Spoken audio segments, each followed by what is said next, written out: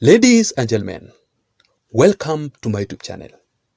Even before we begin this very interesting analysis here, because I don't want to bore you with long stories. In the introduction part, I just want to be very brief in this particular video. So let me say this. If you're listening to me and you haven't subscribed, I want you to take only 1 second or two and subscribe to my YouTube channel for you to be able to receive more political updates and daily political analysis from this channel.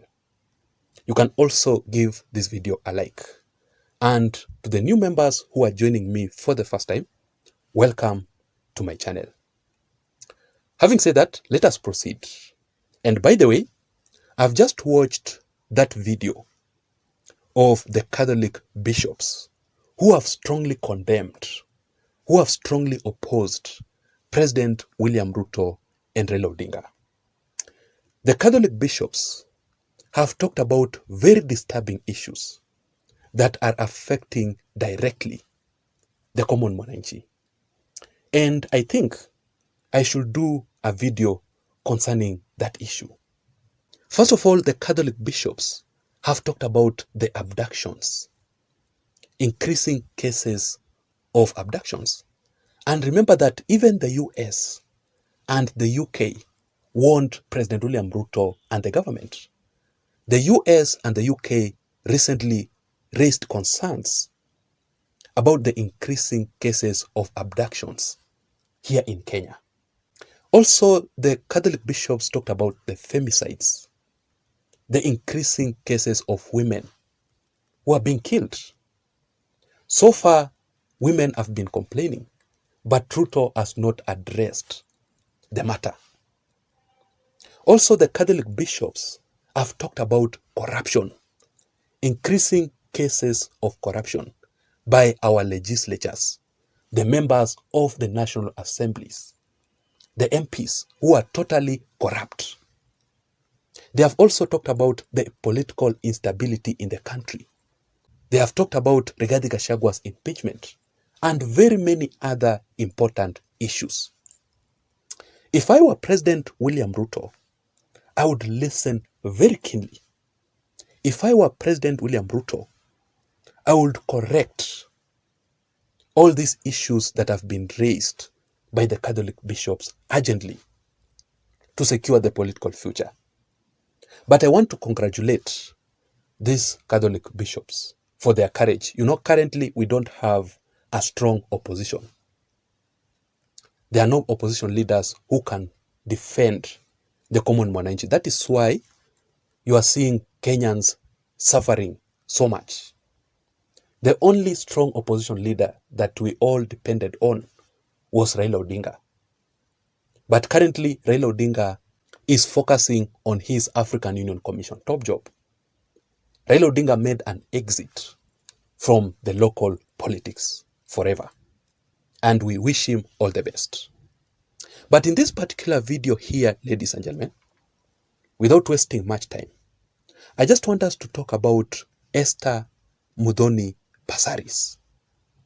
Esther Passaris is the women rep of Nairobi County. So I want us to talk about Esther Passaris and her fallout with Raila Amolo Odinga, her party leader, and the ODM party ahead of the 2027 general elections. Esther Passaris has already moved to President William Ruto's UDA party ahead of the 2027 general elections. And an official announcement is yet to be confirmed. But actions speaks louder than words. It is not a bad thing for Esther Passaris to exit ODM or to dump Raila Odinga for President William Ruto. But my question here is, do you really think that Esther Passaris will still survive politically ahead of the 2027 general elections without the support of Raila Odinga and the ODM party?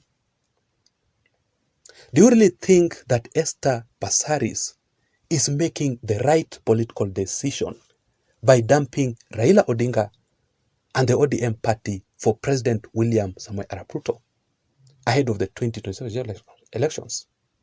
Because remember that, were it not for Raila Odinga, were it not for the ODM party, I strongly believe that Esther Passaris would have lost the previous elections.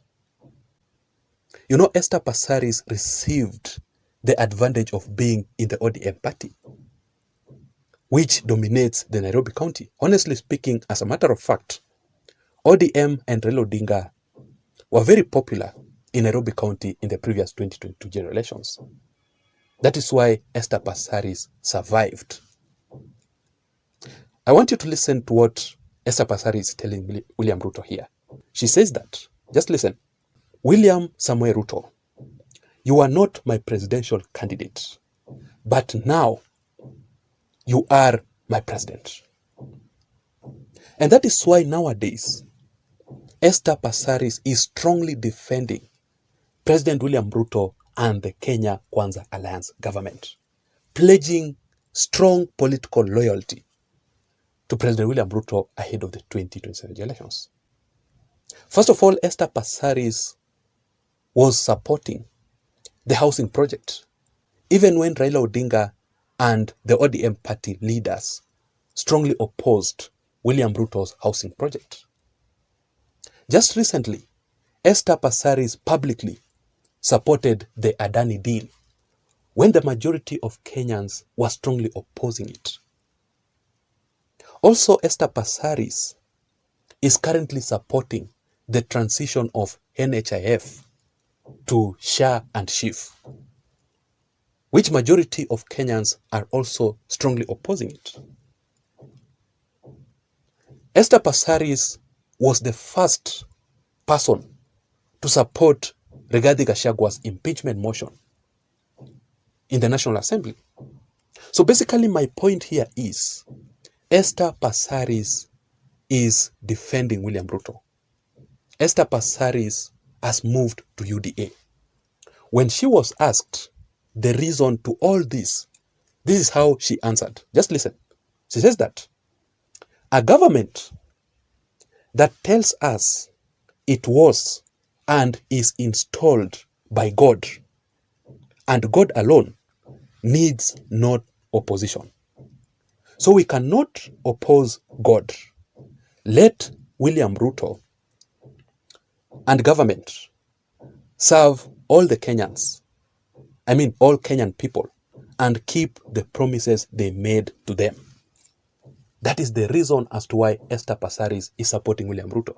Because William Ruto and this Kenya Kwanza Alliance government was installed by God and God alone. That is why she cannot oppose William Ruto and the government. But the question here is on the political view. Why? Because if Raila Odinga was the one who made Esther Passaris to win the previous elections, why is Esther Passaris betraying Raila Odinga and ODM ahead of the 2027 elections? Number one, it is because Esther Passaris is seeking the government position, government job. Esther Passaris needs to grow, needs to move to the next level. We don't expect Esther Passaris to still be the women rep of Nairobi County in 2027. And I want to assure you that as much as Esther Passaris remains loyal to President William Ruto, in the next government, William Ruto will not forget Esther Passaris. William Ruto will definitely reward her loyalty. She will be offered a government position. So don't be surprised. That is the first reason. Number two, it is because ODM party is collapsing. The truth of the matter here is that ODM party is no longer the same. ODM party is becoming weak ahead of the 2027 general election. It is because of Raila Odinga's exit from ODM party. So the ODM party will not perform like the way they performed in the previous 2022 general elections. I want us to wait and see how things will turn out to be. And the third reason, it is because of Raila Odinga's exit from the local politics. Raila Odinga was the one who made Esther Passaris to remain loyal in ODM and to Raila Odinga. But currently, Raila Odinga is no longer interested in the local politics. Raila Odinga is no longer interested on matters to do with Kenyan politics because he's very busy focusing on his African Union Commission top job. So those are the reasons as to why Esther Passaris is dumping Raila Odinga for President William Ruto. We wish Esther Passaris all the best on her next political move. I don't know what you think. I want to know your thoughts and your opinions in the comment section down below. Please don't forget to subscribe to this channel for more political updates. Remember, my name is Jason. Bye-bye and have a good night. Thank you.